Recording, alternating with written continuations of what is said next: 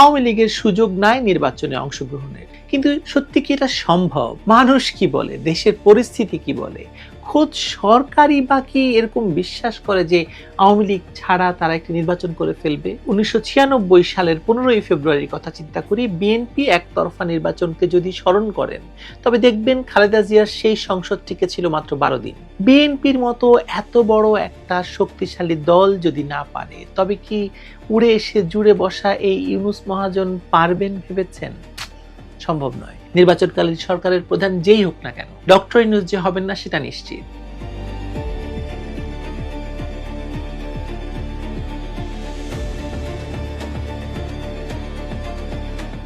কয়েক মাস পেছনে ফিরে যাওয়ার অনুরোধ করি আপনাদের। মনে আছে আপনাদের, এক রাতে হঠাৎ কিংস পার্টি এনসিপির লাঠিয়াল নেতা হাসনাত আব্দুল্লাহ দাবি করলেন গাজীপুরে তার উপর নাকি হামলা হয়েছে। এরপর নানা নাটকের মঞ্চায়ন শেষে সরকারি ফরমানে রাজনৈতিক কার্যক্রম নিষিদ্ধ হলো আওয়ামী লীগের।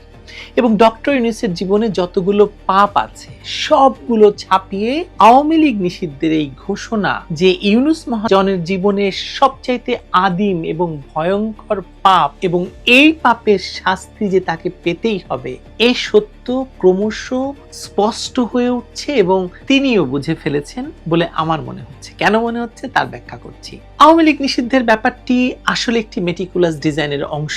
হামলার নাটক সাজিয়ে মব সৃষ্টি হলো উপদেষ্টা পরিষদের সিদ্ধান্তের পর প্রজ্ঞাপন এবং এরপর নির্বাচন কমিশন নিবন্ধন স্থগিত করলো আওয়ামী লীগের। ইলেকশন কমিশনের এই সিদ্ধান্তের পর কাগজে কলমে যা আছে তাতে আওয়ামী লীগের সুযোগ নাই নির্বাচনে অংশগ্রহণের। কিন্তু সত্যি কি এটা সম্ভব? মানুষ কি বলে, দেশের পরিস্থিতি কি বলে, খোদ সরকারই বা কি এরকম বিশ্বাস করে যে আওয়ামী লীগ ছাড়া তারা একটি নির্বাচন করে ফেলবে? আসুন সেই ব্যাখ্যায় যাই। আমার ধারণা সরকার বিশ্বাস করে না আওয়ামী লীগকে ছাড়া নির্বাচন সম্ভব। কেন? প্রশ্ন আসতে পারে, সরকার তাহলে আওয়ামী লীগের বিরুদ্ধে এমন অগণতান্ত্রিক সিদ্ধান্ত নিল কেন? কারণ ষড়যন্ত্রকারীদের কর্মসূচি বাস্তবায়ন। এই যে ইউনূসের ইন্টেরিম সরকার, সেখানে যারাই আছে তারা নিজেরাই ষড়যন্ত্রী, তাদের পেছনে আছে আরো অনেকেই।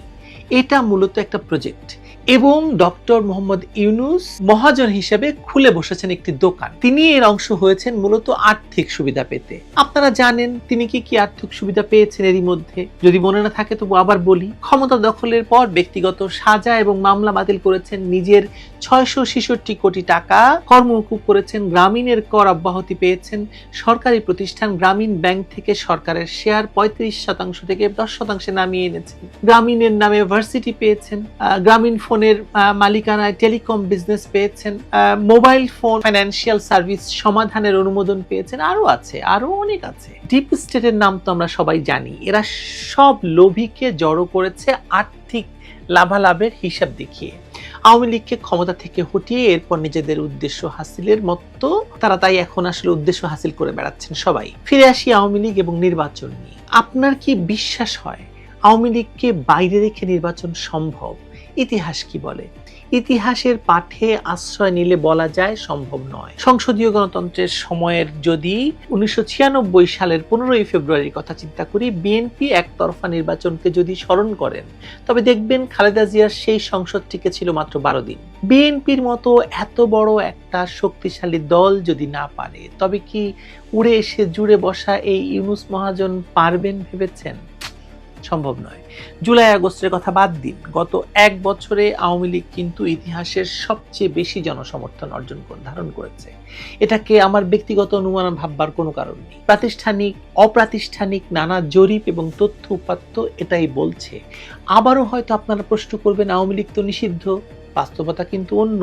দেশের রাজনীতি, আন্তর্জাতিক রাজনীতি এখন আওয়ামী লীগের প্রতিকূলে নয়। দিন যত যাচ্ছে তত বেশি কোণঠাসা হয়ে পড়ছে ইউনূস মহাজনের ইন্টেরিম গভর্নমেন্ট। অর্থাৎ ইউনূস তার আদি পাপের শাস্তি ক্রমশ এগিয়ে নিয়ে আসছেন। যে কথা বলছি যে আন্তর্জাতিক রাজনীতি এখন আওয়ামী লীগের অনুকূলেই আছে এবং সেটার প্রমাণ আপনারা পাবেন কিছুদিনের ভেতরে। দেশের আইন শৃঙ্খলা পরিস্থিতি খারাপ, অর্থনৈতিক অবস্থা নাজুক, আমরা সবাই রাজা, আমাদের এই মবের রাজত্বে এসব তো দেখতেই পাচ্ছেন। এর বাইরে কি আছে? এর বাইরে আছে বিশ্বের কোন দেশের সরকার, আপনারা লক্ষ্য করেছেন কিনা জানি না, বাংলাদেশ সরকার প্রধানকে সফরের আমন্ত্রণ জানাচ্ছে না, কেউ আসছেও না। ডক্টর ইউনূস তার বিভিন্ন সেমিনার করতে যাচ্ছেন বিভিন্ন দেশে। তারেক রহমানের সঙ্গে যেমন লন্ডনে দেখা করতে আসলেন, কিয়ার স্টেমার দেখা করলো না। তারপরে হচ্ছে ইটালির প্রধানমন্ত্রী যাওয়ার কথা ছিল বাংলাদেশ সফরে, সেখানে মানে উনিও গেলেন না। গ্লোরিয়া, আরে কি হচ্ছে বলুন? খেয়াল করে দেখেছেন কিনা জানি না, আমি গতকালও একটি ভিডিওতে বলেছি বা 2 একদিন আগে একটি ভিডিওতে বলেছি যে বিদেশে বাংলাদেশের জনশক্তি রপ্তানি শূন্য হয়ে গেছে। বাংলাদেশিদের জন্য ভিসা প্রাপ্তির হার কমে গেছে। বাংলাদেশের পাসপোর্টের মানে অবস্থা খুব খারাপ এখন। এর কারণ কি জানেন? এর কারণ এই একটাই, বাংলাদেশে না আছে গণতন্ত্র, না আছে আইনের শাসন, না আছে দেশের ভবিষ্যৎ। তাহলে কি মুক্তি নাই আমাদের? প্রশ্ন জাগে না আপনাদের? জাগে নিশ্চয়ই। মুক্তির পথ আপনিও জানেন, আমিও জানি, সবাই জানে। মুক্তির পথ একটি নির্বাচিত সরকার। নির্বাচিত সরকার আসবে কিভাবে? নিয়মতান্ত্রিক পথে, ইনক্লুসিভ ইলেকশনের মাধ্যমে। যে কথা আমি গতকালকের ভিডিওতে বলেছি, একটি ইনক্লুসিভ ইলেকশনের পথ খোলা নাই বাংলাদেশে এই মুহূর্তে।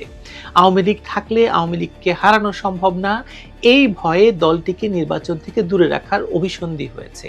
কাগজে কলমে নিষিদ্ধ আওয়ামী লীগ। এই আওয়ামী লীগকে বাইরে রেখে নির্বাচন কি হবে বাংলাদেশে?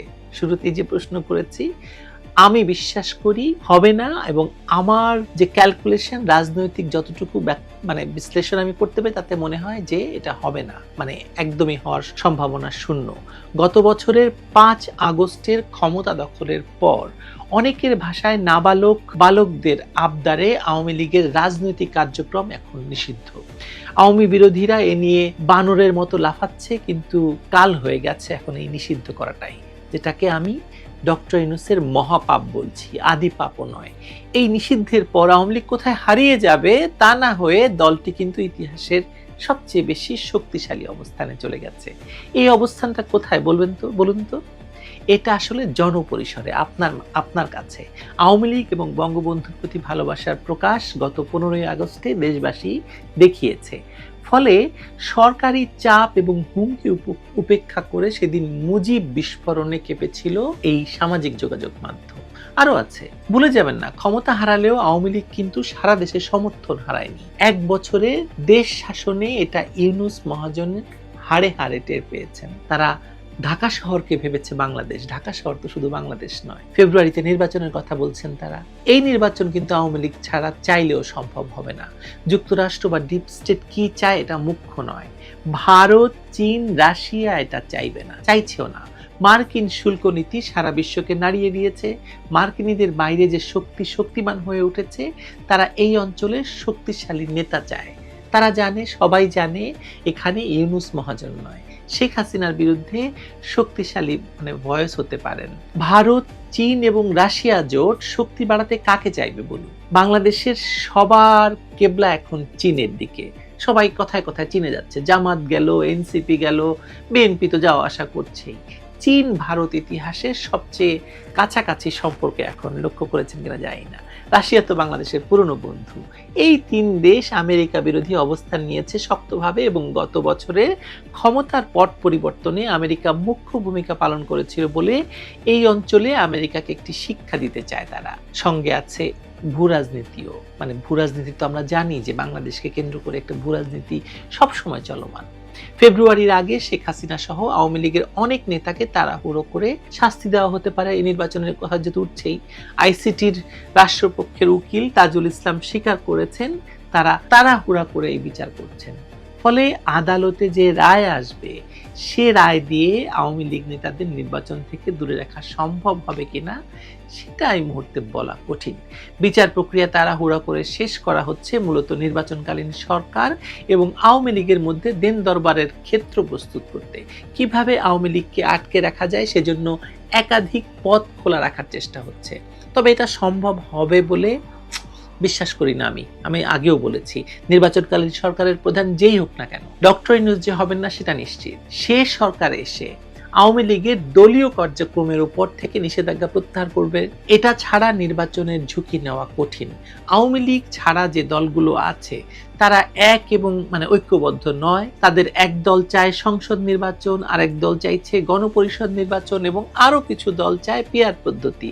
এদের সবাই আওয়ামী লীগ ঠেকাতে ঐক্যবদ্ধ থাকলেও নির্বাচন কেন্দ্রিক তাদের রাজনৈতিক কর্মসূচি অভিন্ন নয়। সে কারণে ডক্টর ইউনূস রাজনৈতিক দলগুলো নিয়ে যতই বৈঠক এবং ফটো সেশন করুন না কেন, যতই লালু ভুলু কালুদের তিনি ডাকুন না কেন, তার ভিশন মিশন দিয়ে রাজনৈতিক দলগুলো চালিত নয়। তারা আওয়ামী লীগের বিরুদ্ধে ঐক্যবদ্ধ থাকলেও নিজ স্থান ছাড়বে না। তাই তারা আওয়ামী লীগ ছাড়া ত্রয়োদশ সংসদ নির্বাচন করতে পারবে বলে আমার মনে হচ্ছে না, আপনারও মনে হবে না কিছুদিন পরে। আমি জানি না আপনাদের অনেকের হয়তো এখনই মনে হচ্ছে না। নির্বাচনকালীন যে সরকার আসতে পারে দেশে, তারা 3 দেশের পরামর্শে রাশিয়া, চীন এবং ভারতের পরামর্শে আওয়ামী লীগের রাজনৈতিক কার্যক্রমের ওপর থেকে নিষেধাজ্ঞা প্রত্যাহার করে নেওয়ার সিদ্ধান্ত কার্যকর করানোতেই সম্ভাবনাটা আমি দেখতে পাচ্ছি। এমনটা হলে 1 ঘন্টার মধ্যে সারা দেশ আওয়ামী লীগের দখলে চলে যাবে। নিষেধাজ্ঞা প্রত্যাহারের পর স্বাভাবিকভাবে আইন শৃঙ্খলা রক্ষাকারী বাহিনীগুলো আওয়ামী লীগের উপর সদয় থাকবে বলে আধিপত্য বিস্তার খুব বেশি কঠিন হবে না। আমি জানি না আপনারা আমার এই সমীকরণের সাথে একমত কিনা। ত্রয়োদশ সংসদ নির্বাচন অন্তর্ভুক্তিমূলক হবে হবে হবে। বিএনপি, জামায়াত, এনসিপি এবং ধর্মীয় দলগুলো ভোটে একটা বাক্স দিতে পারে। আওয়ামী লীগের সঙ্গে থাকতে পারে জাতীয় পার্টি সহ মুক্তিযুদ্ধের পক্ষের শক্তিগুলো। অনেকেরই ধারণা আওয়ামী লীগ নাই ঢাকায়, অথচ বাস্তবতা হলো আগের নেতাকর্মীরা বাদেও সারা দেশে অন্তত 5 লাখ নেতাকর্মী প্রাণ বাঁচাতে এখন ঢাকায় আছে। নির্বাচনের তফসিল ঘোষণার পর বৃহত্তর ফরিদপুর তাদের সঙ্গে যোগ দিলে অনেক হিসেব নিকেশ পাল্টে যাবে। সরকার আওয়ামী লীগের বিরুদ্ধে দমন নীতি চালিয়ে আসছে, এই 1 বছর ধরে চলমানে দমন নীতি, এখনো প্রতিদিন গ্রেপ্তার হচ্ছে, তবু আওয়ামী লীগকে দমানো যায়নি। মাৎসন্যায় চলছে দেশে। একটা নেগেটিভ মার্কিং হচ্ছে ইউনূস সরকারের। সরকার যেখানে মাইনাস হচ্ছে, সেখানে আপনা থেকেই প্লাস পয়েন্টে চলে যাচ্ছে আওয়ামী লীগের ঘরে। অপেক্ষা রাজনীতি করছে আওয়ামী লীগ। এটাও একটা কৌশল আওয়ামী লীগের। এই কৌশল এখনো পর্যন্ত কার্যকর। দেখুন না, অপেক্ষা রাজনীতির মাধ্যমে